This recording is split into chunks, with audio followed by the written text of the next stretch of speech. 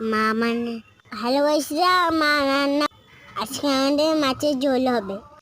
এই দেখো মা মাছ পাচ্ছে, মা মাছ পাচ্ছে, ওই দেখো মাছ ভাজি হয়ে গেছে, এবার তুলে নেবে চপ, এবার তরকারি করবে মাছের তরকারি।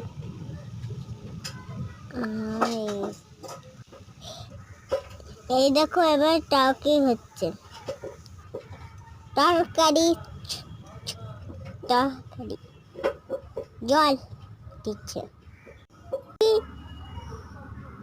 খেতে দিচ্ছে, লালুকে ওর বাটিতে দিয়ে দিচ্ছে, খাচ্ছে।